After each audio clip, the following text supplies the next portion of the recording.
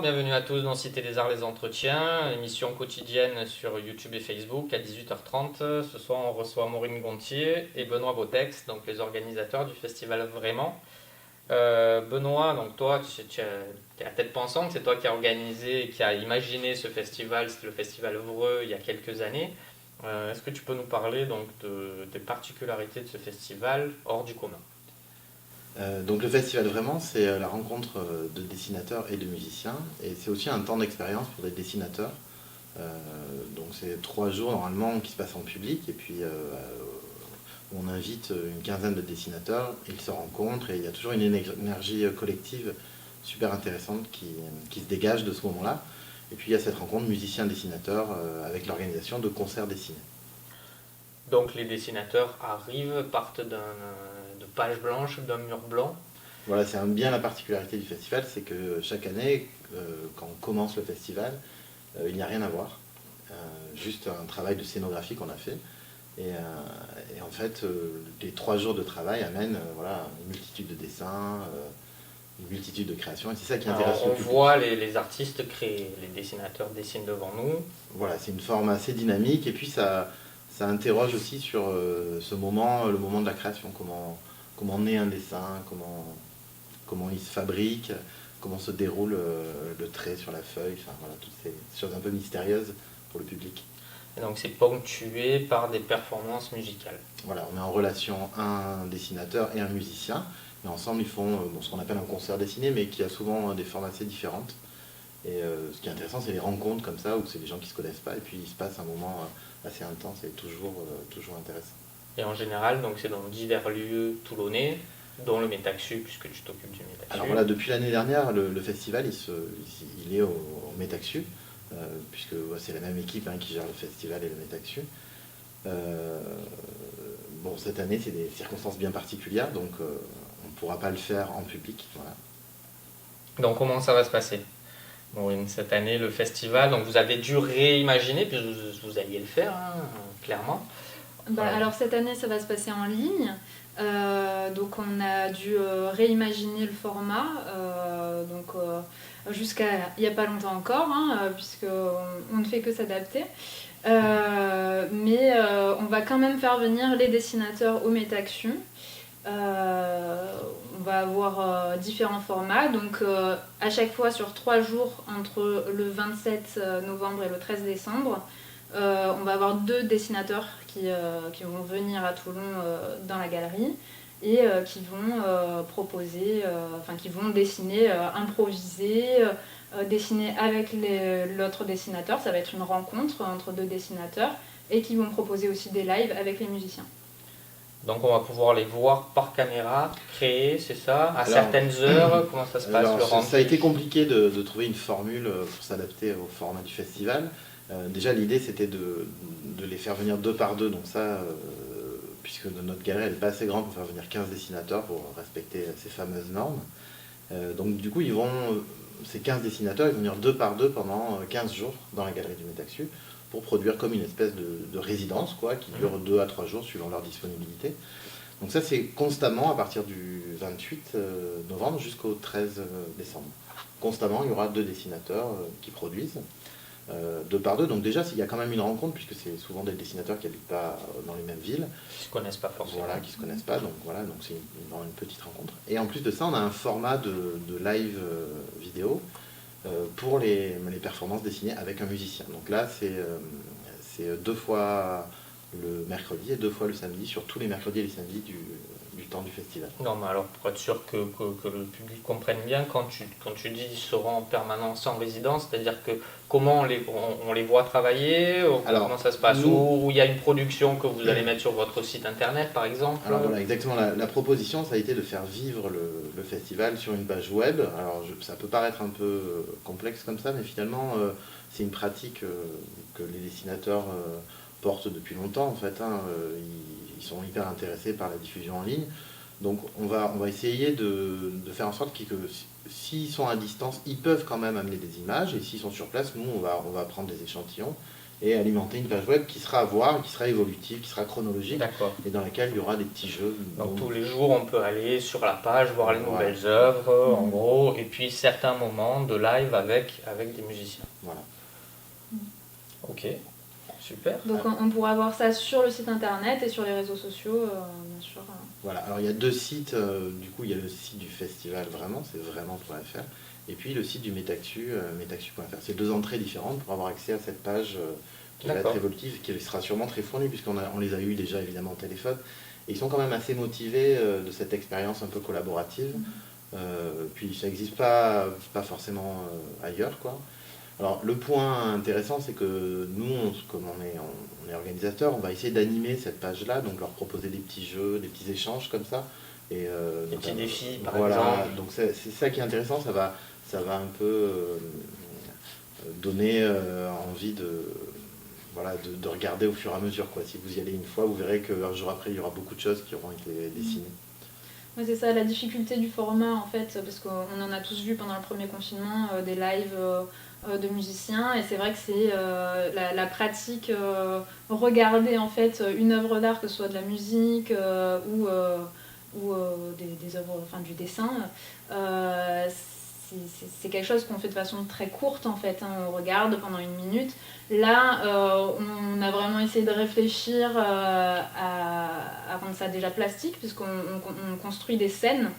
Quand même, on est en train de construire une scène pour les lives. Donc qu'on arrive à rendre ça quand même très visuel, que ça reste spatial, quoi, comme une exposition l'est. Oui, puis ça reste dans la veine du vraiment, Voilà.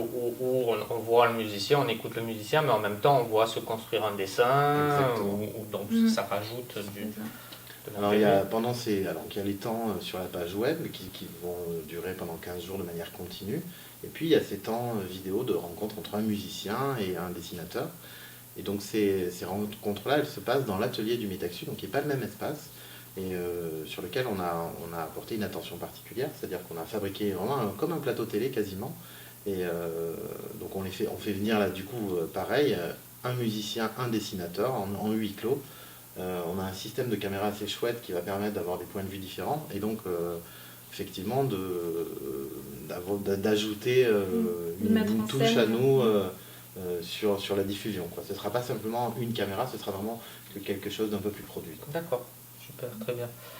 Alors du coup, parlez-nous un peu des artistes qui vont venir, les dessinateurs et les musiciens bien sûr. Alors on a 16 dessinateurs en tout, 11 qui vont pouvoir venir sur place dans la galerie, et les autres qui participeront quand même, mais à distance. Donc qui pourront même participer en jouant à ces fameux jeux, on va dire, avec les dessinateurs présents. Les dessinateurs qui ne viennent pas, donc on a un dessinateur de Berlin, une dessinatrice de Barcelone. On a de l'international aussi. On n'a pas le choix. Voilà, donc Voilà, en fait, donc, effectivement, voyager. ce qui est intéressant sur cette édition, c'est qu'on a fait donc un appel à candidature il y a 4 mois déjà, et donc on a mis en place un jury de professionnels pour les sélectionner. Donc c'est même pas nous, hein, cette année, assez étrangement, qui avons sélectionné, puisque c'est ce jury. Et on a eu beaucoup de dossiers, je crois qu'on a eu 91 dossiers de candidature de toute la France, et d'ailleurs, puisqu'il y avait dans les sélectionnés, il y a un anglais, donc une berlinoise. Et donc tous ces gens, c'est vraiment des gens qui ont une pratique du dessin contemporain et qui sont tous vraiment très engagés dans leur pratique. Et ils sont hyper motivés pour venir, et pour ceux qui viennent, et hyper motivés pour y participer, parce que c'est, en plus, dans ces temps un peu compliqués, il n'y a pas vraiment d'expérience comme ça collective, quoi. Bien sûr. Voilà. Pour les dessinateurs, donc on ne va pas vous les citer tous parce qu'ils sont tous super intéressants, mais il y a vraiment, encore une fois, des pratiques très différentes, certaines assez classiques, avec des médiums qui changent beaucoup. On a des gens qui sont plutôt sur la sculpture de papier, d'autres qui sont sur plutôt le crayon et le dessin immédiat, d'autres qui sont sur des choses plus sombres. Il y en a qui dessinent à l'iPad, voilà. Il y a des pratiques vraiment très très variées. Et comme toujours dans notre sélection, on a des dessinateurs locaux, on est très contents. Alors, Il y a On en Quentin a Michi, trois, hein. qui est un ancien étudiant des Beaux-Arts, hein, que beaucoup de gens connaissent ici. Qu'on a interviewé dans mon magazine online. Voilà, Vous il pouvez y sur a notre page. Laetitia Roméo. Voilà, Laetitia Roméo, qui aussi sort des Beaux-Arts. Et on a aussi Geneviève Fargeton, qui est une super dessinatrice aussi. Et encore une fois, nous n'avons pas choisi. Et voilà, on est très content de la recevoir en plus sur cette édition. Et qui a une pratique qui va apporter beaucoup, je pense. Et donc, côté musicien, alors, côté musicien, du coup, à cause des conditions, on a vraiment plutôt pris des gens qui sont assez proches de nous. C'était beaucoup plus simple à la fois pour les faire venir, pour l'idée du plateau télé, et de ne pas les accueillir plusieurs jours, enfin voilà, pour éviter qu'il y ait trop de monde sur le plateau télé, puisqu'on a des restrictions. On a invité des musiciens locaux, mais des super musiciens, probablement les meilleurs d'ailleurs. Donc rapidement, il y en a quelques-uns qui ont déjà participé au festival, mais il y a aussi des que vous reconnaîtrez, puisque voilà, ils sont sur les réseaux. Mais autrement, cette année, on a par exemple Olivier Le Falleur, qui est un organiste de Marseille, ce sera un moment particulier. Il y a Tom Ours qui est de hier. Pas Tom Ours d'ailleurs, hein, je suis désolé, Vincent Ours. c'est son fils. Voilà. Et on a Imhotep, voilà, qui sera présent aussi, qui va essayer cette expérience. On continue notre partenariat avec le conservatoire aussi. Donc ça c'est chouette, il y a un élève du conservatoire qui va venir jouer avec un dessinateur. D'accord, ok. Voilà, donc ce sera une improvisation plutôt jazz, mais ça risque d'être chouette. Voilà. En tout cas... El Bocho, ouais, bien sûr. Citez quand même, hein, vous le retrouverez dans notre émission la semaine prochaine. Voilà. On a aussi le groupe de Bibi qui se sépare en deux, et donc il y a Nico, sous son nom, qui s'appelle Nicop, qui viendra jouer, et puis Gabriel aussi, Arnaud. Voilà, il y a toute une... Jean-Loup Fora et Lionel aussi qui viendra jouer, je crois. Voilà, Lionel Stora. Donc voilà, il y a vraiment tout un déroulé, et à mon avis, ça sera bien étonnant. Je reviens sur cette idée d'espace qu'on a construit, qui est assez beau, qui va être peint par Germain Prévost, qui a travaillé au Médaxu déjà aussi, hein, qui a fait une expo il y a 2 ans. Donc il y a quand même une espèce de scénographie assez particulière qui va donner du corps aux performances. Voilà. Ok, donc là vous êtes en préparation. Exactement, là on est en plein, comme d'habitude, là en pleine construction, donc c'est assez intéressant, il y a toute une énergie qui se dégage. Et on a une équipe de 8-9 personnes, quoi, hein, comme ça, à être sur le festival, donc c'est toujours assez... c'est une grosse émulation, quoi, les jours avant. Et d'ailleurs, puisque je parlais du conservatoire, évidemment... on a renouvelé tous nos partenaires habituels, là, donc Claire Fontaine qui nous fournit du papier, puisque c'est quand même la matière de base des dessinateurs. Enfin, on a le Géant des Beaux-Arts qui nous suit, et puis cette année on a la chance, puisqu'il y a un vrai travail de peinture qui se fait sur le plateau télé. C'est Makes, donc Kevin de chez Makes Concept Store, qui est un spécialiste de la peinture, qui nous a fourni donc, en tant que partenaire la peinture pour qu'on puisse réaliser le plateau, donc, voilà, qui a été d'un grand soutien. Ouais, surtout que ce sera une peinture assez particulière, donc on avait besoin de certaines couleurs assez flashy, et voilà, je pense que ça va être ça va avoir un très beau rendu. Ok, on rappelle les dates. Alors les dates, le premier live c'est samedi, donc samedi 28. Et c'est à partir de là où vous pouvez regarder un peu la page évoluer. Okay. Et donc sur la page et sur les réseaux sociaux, on va diffuser jusqu'au 13 décembre. Et puis il y a un programme à regarder sur notre site de toutes les performances live. Mais en gros, c'est mercredi et samedi aux alentours de 13h et 18h. Très bien. Ouais, tout le programme sera détaillé sur les réseaux sociaux et sur le site internet. Voilà. Ok, donc pour finir, je ne vous ai pas prévenu, c'est le concept. Je vous demande un coup de cœur culturel, quel qu'il soit, cinéma, musique, art plastique. Moi, je peux parler de notre graphiste Simon Laporte qui recommence à dessiner, ça me fait très plaisir. Alors, vous pouvez aller voir ses dessins sur son Instagram, donc c'est Simon de Laporte, et c'est assez chouette, quoi. Et ça nourrit un peu cette idée de pseudo-confinement comme ça, et ça aide aussi à voir des images qui nous accompagnent tous les jours, quoi. Enfin, en tout cas, J'invite tout le monde à aller voir son Simon Delaporte. festival. Maureen, ton coup de cœur.